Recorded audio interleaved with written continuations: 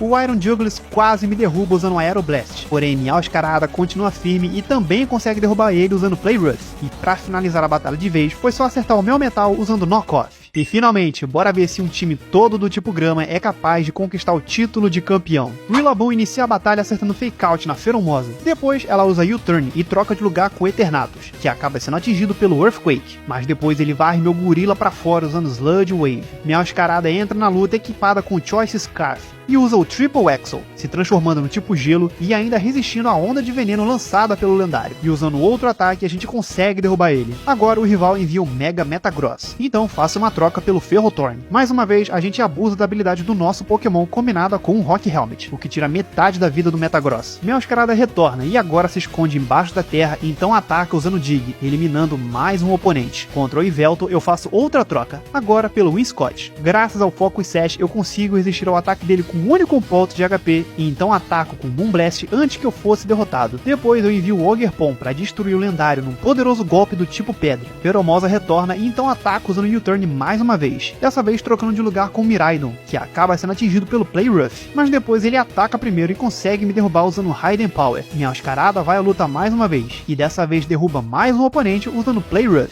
e com outro Play Rough a gente finalmente consegue derrubar a Feromosa, e agora só resta vencer o Ditto, mas ele tá equipado com o mesmo item que eu, e consegue atacar primeiro usando Flower Trick. A luta final ficou entre Lilligant e o Ditto, porém ele não podia mais mudar seu ataque, então eu uso Victory Dance para aumentar os meus status, e aí pro golpe final eu ataco usando Ice Spinner, o que acaba derrubando ele na hora. E assim, depois de muito sofrimento, a gente consegue chegar ao posto de campeão usando apenas o tipo Grama em Pokémon Radical Red.